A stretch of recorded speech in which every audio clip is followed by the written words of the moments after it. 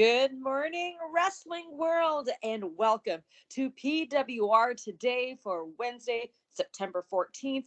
I'm Linda Kay, joined by the gentleman squire, the Mott's, Matthew Thomas. Well, thank you so much for that warm, that heartfelt introduction here. September 14th. My goodness, we're halfway through the month of, well, almost. No talk this morning about how many days are in each month. I think we've covered that enough for the listeners. If you have questions to what we're referencing, go back in our archives and you can hear about the knuckle trick. But my goodness, happy almost middle part of September to you, Linda. Well, you know what? I just realized that today's actually the final Wednesday of summer because next Wednesday will be the 21st, which technically will be fall solstice. Is that the right word I'm trying to think of? But it will officially be fall next Wednesday. So And I think here, the man. actual, a lot of times the actual solstice, whether it be fall or summer, they don't really get top billing because so many people associate them with, Memorial Day weekend, Labor Day weekend. No, that's not the actual, that's not when the seasons actually fall. That's so I think that the actual solstices, they need to get, maybe the way you cure that is like a paid holiday or something. That indeed. But you know what, Matthew? No matter what season it is, there is a company, our partner, a website that anyone can go to keep comfortable no matter the temperature. What would that be? That would be Collar and Elbow brand, available. Doesn't matter what web browser you're using. You might even be able to hook up Meathead's old web TV and access collarandelbowbrand.com for all of your top of the line fashions, no matter the season. And when you get to the checkout, they're going to offer you a promo code option. If you go in that promo code and you click you click in the little area where they want you to enter the promo code and you type these letters LINDAKAY, spells Linda K. That's going to save you 10% off of your order, and you will be stylish and you will save money and you will just feel so good about that decision you just made. Absolutely. And another website that will make you feel so good you went to it will be prowrestlinginsurance.com because Matthew, that is supplemental coverage, not just for those in pro wrestling, but for anybody. And this is something just to make sure you are covered should any craziness, dare I say, kabukiness happen, whether you're in the ring, outside the ring, anywhere you are, go to prowrestlinginsurance.com. Our friends there can help you out to make sure you are covered. And there are some sporty hoodies, t-shirts, and tank tops that I've been sporting at shows myself. So two great partners with us, Collar and Elbow and ProWrestlingInsurance.com. And now, Matthew, we always try to start out with some type of hot topic, some big news of the day. But I'm going to say your words, my goodness, the big news is NXT 2.0, or it's just NXT again. We will get back into that discussion, but it was the 1 year anniversary episode last night of NXT 2.0. Can you believe it, Matthew? So much. That doesn't seem right. Has it really been those bright colors for a full year? It doesn't seem like it's been quite a year. I'd give you 8 months, but a year, that seems, I'll have to go back and, if I hadn't have gone through and cleaned up my DVR, I could have kept them all and seen when I recorded the first NXT 2.0. But my goodness, it's hard to believe it's been a full year. With my streaming service, I might be able to go all the way back to episode 1, which should be roughly a year from today, a year ago. Well, part of the big episode, the big celebration, was a lot of fan interaction. As I mentioned before, shades of Taboo Tuesday, shades of Cyber Sunday, where fan interaction helps determine certain stipulations, help determine certain competitors, help determine the biggest superstar of NXT 2.0. But we'll start off out of the gate with an NXT Tag Team Championship match where fans voted, and it was a cage match between the champions, your boys, Pretty Deadly, facing off against the challengers, the Creed brothers, who I will say my boys, even though I'm a fan of Pretty Deadly as well. I am a huge, huge fan of the Creed brothers. And wow, I believe this is the first time all four of them were in a steel cage. They did not disappoint. The move that really stood out to me the most was the double. I guess it was a double suplex with both guys are suplexing someone off the top rope, but not just off the top rope, but off at the top of the cage. That was a unique way of suplexing, something I haven't seen. And then also some shenanigans, some interference, excuse me, from former Diamond Mine member Damon Kemp, who finagled um, not Brutus, but Julius Creed, somehow got him handcuffed to the cage, leading to two spilled milk finishes, and still your NXT undisputed champions, Pretty Deadly. Matthew, your thoughts? I thought this was a great start to the show, and just a great all around cage match. This was a cage match where I felt like it reminded me a lot of cage matches you'd see 25, 30 years ago, where they let the cage actually be an integral part of the story. It was not just a wrestling match that was happening inside of a cage where, you're just basically trying to get a pinfall, trying to get a submission victory, and the cage just kind of, there's a backdrop. The cage helped to really craft a good part of this narrative, and I think they told a really good story. I like the outcome. I hope Pretty Deadly has a long reign, although very absent in their entrance. No Lash Legend with Pretty Deadly last night. Yeah, I mean, we later saw she got her own match, but I maybe just because of the cage, the nature of the cage, she was not at ringside because she could have played a potential role in the finish of that, but instead we had that interference from Damon Kemp. So definitely more to follow between the Creed brothers and Damon Kemp. Next, we go to Mackenzie Mitchell backstage, revealing who the fans voted to face Carmelo Hayes for the North American Championship, and the winner, Wes Lee. Now, we saw Wes Lee elated, excited to get that opportunity. But Joe Gacy was one of the candidates, and he hung around. He stuck around to say that he accepted the result of the vote and that it's okay, that some important work has to be done tonight. Later, we did see some more of Joe Gacy, but it's very interesting who Joe Gacy, chooses as a candidate themselves to be a part of the schism. Um, Really interesting on that. We later saw that there wasn't interference with Joe Gacy and Wes Lee. However, I think there's still something more to that as well. But coming back from the break, we got a recap package of the first year, the inaugural year of NXT 2.0. Lots of huge moments there. I'm going to ask you right now, Matthew, what was your favorite moment, the standout moment for you of the first year? Oh my! Potentially the only year of NXT 2.0. Before we jump ahead on that, what was your favorite moment this past year? Oh my goodness!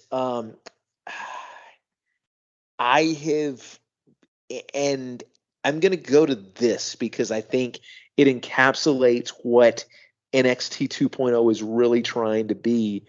I think it's got to be some Chase U skits.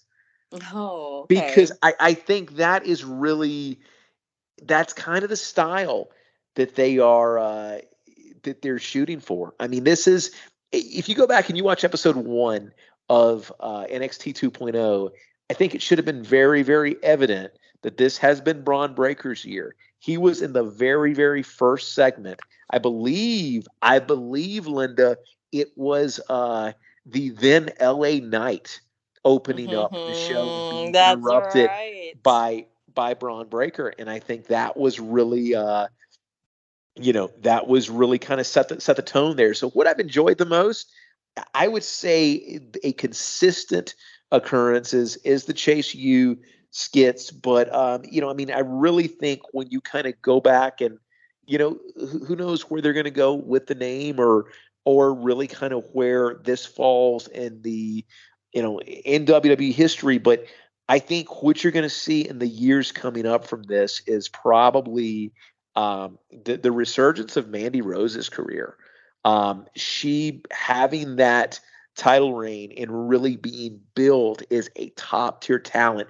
That was not the billing that she got on the main roster. So I think it has been a great, shot in the arm for her. And also, I mean, her with Toxic Attraction, that is exactly what you want that rub from your established talent to be to young talent.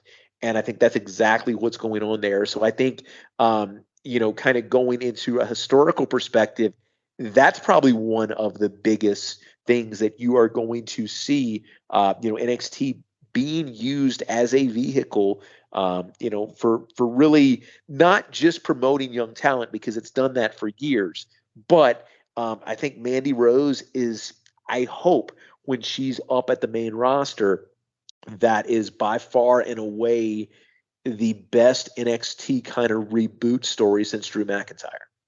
Ooh, great analogy there, Matthew. As far as one of my favorite moments, definitely the Index wedding. That one Oh definitely stood out because yes. we had a wedding that was not a failure. I Hey, I mean, changed. I changed okay. my. I changed my answer. It's that one. It's that. I knew it was something I was missing. That's exactly what it is. No, definitely. And another was the War Games. How it was pretty much the passing of the torch, Yeah. if you will, from the former NXT leaders to the incoming, NXT leaders. However, moving along, we did get Lash Legend in ring there facing Fallon Henley. They, have had their feud, brewing the past couple of weeks, but we had Fallon Henley getting the win. And then we see a backstage segment explaining an injury or explaining how long Ulisa Leon will be. Looks like she's got torn something in her knee where it's just be out for 9 months. But what we get from this also is a little interaction between Sanga and Von Wagner with Mr. Stone. So two huge men there, almost eye to eye. I think there's definitely going to be something more with Von Wagner and Sanga in the weeks to come. And then next we see Brooks and Jensen and Fallon Henley backstage running into Toxic Attraction. I don't know if you caught that portion, Matthew, but is it Jensen, the one that's got the problems trying to talk to the ladies? I think so. I think that's him. Yeah, he had a little mouth stumble with Mandy talking about how he saw her photos last week, which pretty much broke the internet. She was sporting both belts in a provocative pose, looked amazing, which is what he told her. But he almost said a Freudian slip where he said your title looked Titles. amazing. Yeah. So yeah, I Yeah. thought that was just That's kind that's of a that's what he meant. yeah, it was just a little funny haha moment there. But we later had Toxic Attraction in the ring, just really stating their dominance, how they've been ruling NXT 2.0. Out comes Alba Fire, challenging Mandy Rose. How do you feel about this potential matchup taking place? Potentially Alba Fire being the next one to go for the NXT Women's I Championship. I think it'll make sense, and I think it harkens back a little bit to original NXT talent before the 2.0 switch. So no, I think it makes sense. I think she's it makes sense that she's next in line, and I'm gonna completely step down from my role of saying, oh, this is going to be the person that ends Mandy's reign, because I've said that a handful of times, and oh, Mandy's going to lose here and go up to the main roster, and it never happened. So not going to say it here. Alrighty. Well, speaking of somebody who could potentially face Mandy Rose once again for the championship, we got a promo from Cora Jade. Basically, it's starting off with a visual quote saying, "I didn't change. You never knew me." Made me think about Judgment Day, how it Yes. used to be with Edge, and you think you know me, you never did. Kind of cool piece right here, just really showing her growth, her change in character, just how much she's elevated, and quite, understandably one of the most, let's say dominant, but just one of the bigger standouts of NXT 2.0. So definitely more to come from Cora Jade. And then up next, we get the debut of one of the standouts. Here we go. From Level Up, the Super Diva, Quincy Elliott, making his NXT debut. at least on Tuesday nights, versus Sean Gallagher. Quincy Elliott getting the huge win there, seems to be a crowd favorite, and looking forward to seeing some more in-ring action from the Super Diva. Now we're going to go back to one of our favorites, Cameron Grimes. I can't always say Cameron. When I try to say that fast, it comes out wrong. Cameron Grimes. Yeah, Yes. Cameron. Yeah, and some people you don't necessarily have to pronounce the E. I think Cameron's fine as opposed to Yes. Cameron. I mean, it's implied. Cam Grimes. I guess we can go Yeah, with that as well. and let me say this was a great segue because I think I've got a new favorite in Odyssey here. Yeah. Yeah, so I was able to see Odyssey and another favorite, Cameron Grimes here. But no, great premiere with Odyssey there, and yeah, I mean, still curious as to where they are going with Grimes here. He had a tag team match coming up, right? Yeah. Well, he stated to Mackenzie Mitchell that there's only one man he can trust, and that would be himself. Sent to either man up or man down, and boom, Cameron Grimes takes on Tony D and Stacks, which, as of late, it was revealed it's Channing Stacks Lorenzo Ooh. in a 2-on-1 match. But before we even get to that, we see Wesley getting ready for his huge North American title match. He gets attacked quite brutally by Trick Williams, and Carmelo Hayes. Man, that slamming his head, his neck with that locker door, whew, that could do something to it, which is what we saw. So we didn't know if Wesley could make it to that match So let me eventually, ask you but this, Linda. man, That was voted on, right? Did they just suppress the will of the people? I guess I didn't think about that. Man, Wesley was voted in. I did not. I don't think I participated. But if I spent my the normal text messaging rates there and voted for that, I'd be a little upset. Yes, that is very true. That's a great point. I didn't think of that. We'll see if the IWC makes a big fit about that. Let's look for the hashtags later on in Twitter tonight. But next, we do get that match where we have Cameron Grimes 2-on-1 match because he's facing the Don and Stacks alone. Well, turns out he's going to have a tag partner because Joe Gacy and the Dyad come into that match, and Gacy inserts himself into the match. And I mean, you even have the crowd chanting to tag him. Quite interesting. This is the biggest pop I've heard for Gacy ever, quite honestly. But he ends up being a huge factor in that win. I mean, honestly, seeing their dynamic, I thought they made a pretty great tag team. They did, and no, you're exactly right. And Gacy, when he got that hot tag, I mean, he can work that hot tag baby face fired up style. No, you are exactly right. And no, it was kind of interesting to watch him get that pop. But I thought this guy was supposed to be a heel. But let me recap what he did so far last night. He accepted the results of a free and fair election without any hesitation, and he comes to Cameron Grimes' aid. Like, what a great guy! He even hands out smiley faces, or at least he has the Dyad do that. But unfortunately, with that hesitation of Cameron Grimes not accepting the open, I mean, literally, it was a hug from behind, and then the crowd was chanting to hug it out. He wouldn't do it. So the Dyad then attacks Cameron Grimes.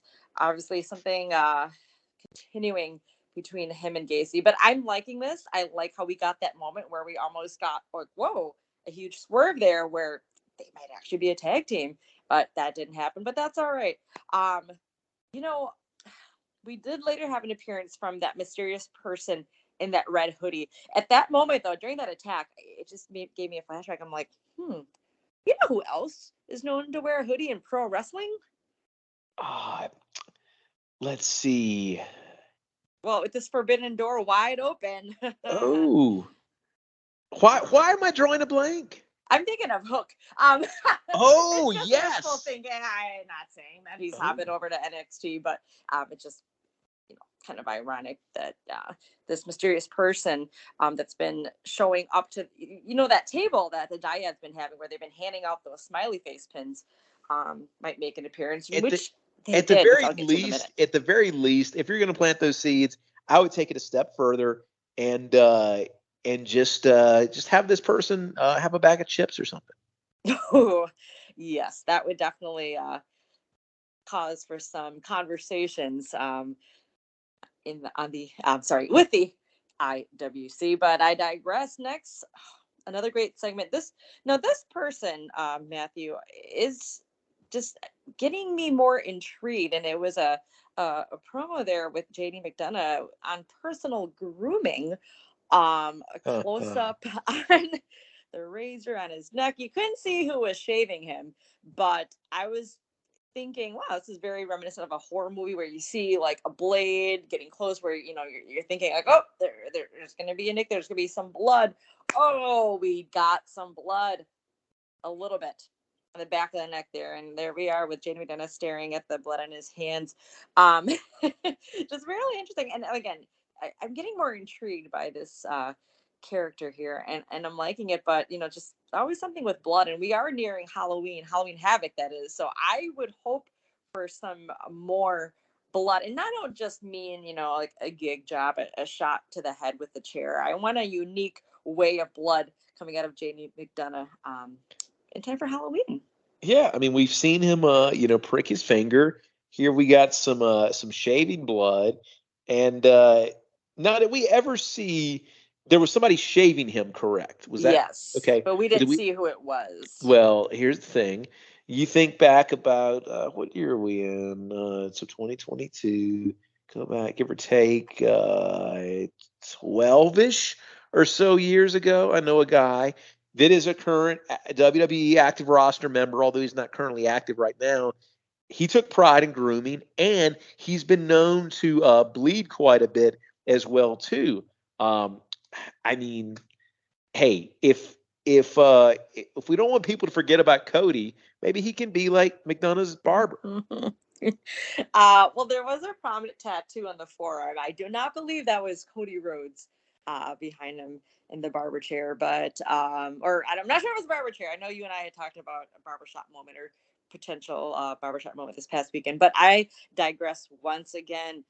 We then get to an interview, Vic Joseph with Braun Breaker, just kind of reviewing what a great year that Braun Breaker has had, just being NXT champion twice and showing who he's defeated. At the moment with his family, at the Hall of Fame induction and whatnot. Man, this was a really huge year for Braun Breaker, and I mean, this video showed it. I mean, he's so much a part of this whole NXT reboot.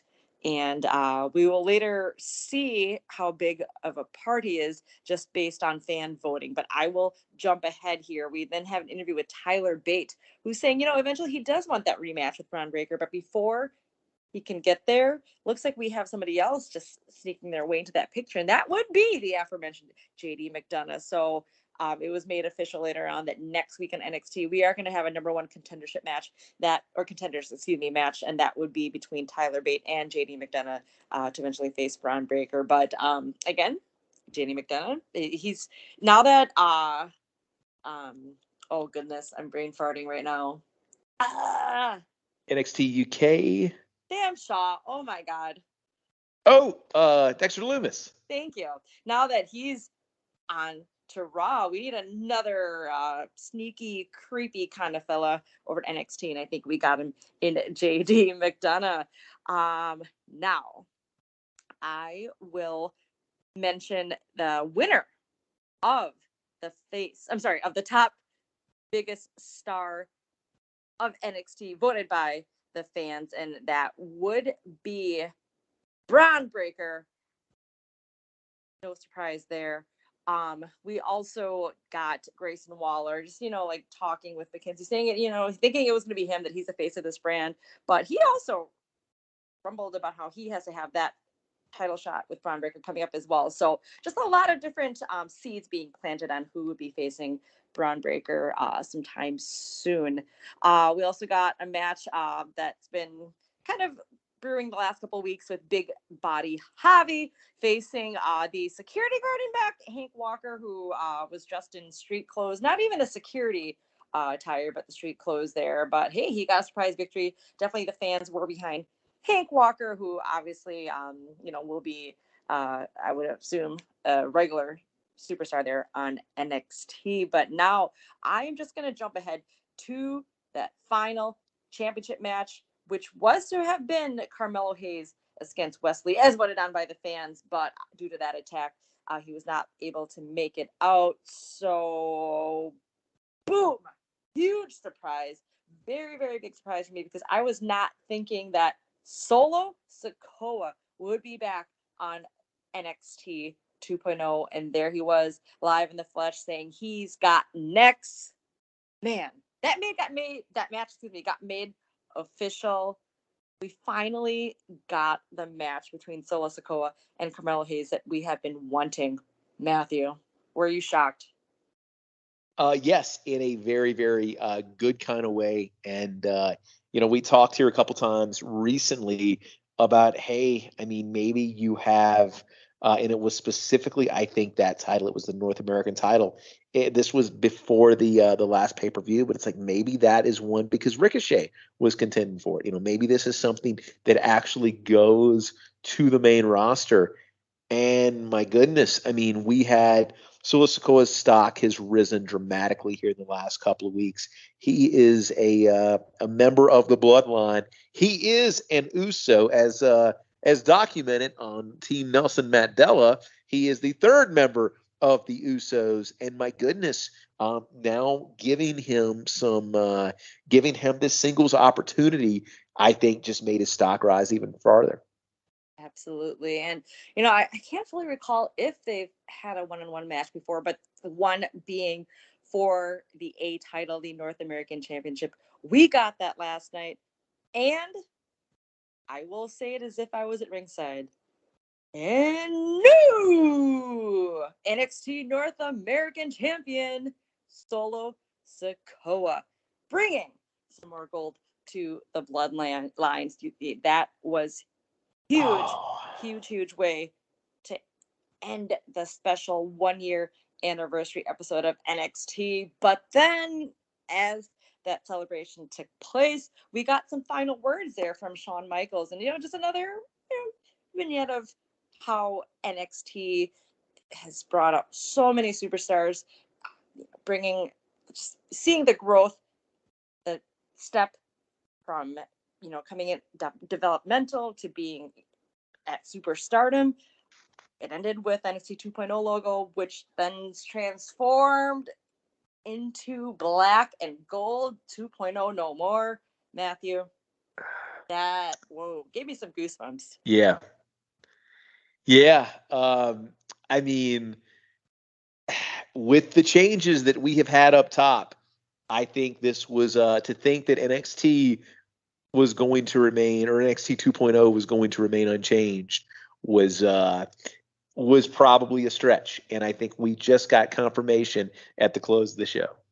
Absolutely. So, whew, that's definitely going to be a hot topic for the week. I'm sure, due to, or maybe there'll be some more developments on that story that you and Meathead can cover tomorrow morning, and when you guys talk AEW Dynamite, and potentially, we can get some of Meathead's thoughts on the whole NXT anniversary and this shift back to the black and gold, or that's what we're being teased. It definitely seems that that's what's going to happen. But Matthew, great chatting with you today. Love talking NXT with you, and looking forward to us talking NXT next week. But until then, everyone, have a hashtag tremendous day. We'll check back with you tomorrow morning. So have a great day. For myself, for Matthew Thomas, we'll talk to you tomorrow. Have a good day.